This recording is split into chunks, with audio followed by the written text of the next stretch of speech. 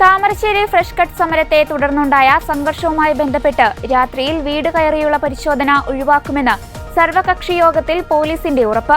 Fresh cut അറവ് മാലിന്യ സംസ്കരണ plan തുറക്കുന്ന കാര്യത്തിൽ തീരുമാനമെടുക്കാൻ ജില്ലാതല ഫെസിലിറ്റേഷൻ കമ്മിറ്റി യോഗം വിളിച്ചു ചേർക്കാനും ധാരണയായി.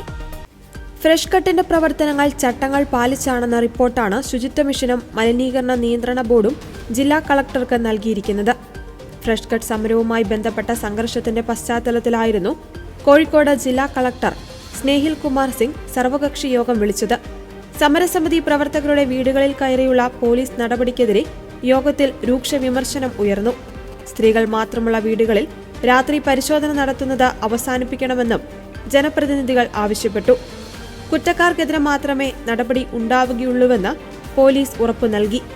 രാത്രികാല പരിശോധനയടക്കമുള്ള കാര്യങ്ങളിൽ ഇളവ് വരുത്തുമെന്നും പോലീസ് യോഗത്തെ അറിയിച്ചു. സമരത്തിനിടയിൽ നുഴഞ്ഞു കയറിയവരെ കണ്ടെത്തുമെന്നും പോലീസ് അറിയിച്ചു.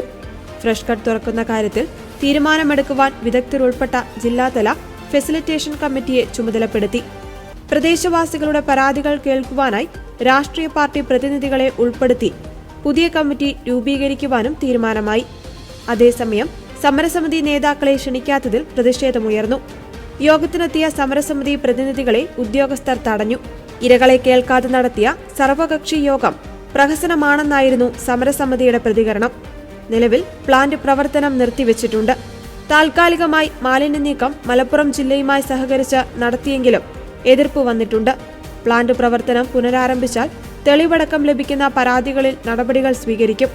ആവശ്യമെങ്കിൽ MP, MLA, ജനപ്രതിനിധികൾ, ജില്ലാ കളക്ടർ, ഉദ്യോഗസ്ഥർ തുടങ്ങിയവർ ഉൾപ്പെടുന്ന സമിതി രൂപീകരിക്കും.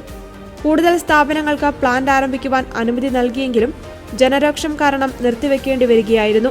ജില്ലാ ഭരണകൂടം ക്രിമിനലുകൾക്കൊപ്പം അല്ലെന്നും നാട്ടുകാർക്കൊപ്പമാണെന്നും കളക്ടർ പറഞ്ഞു.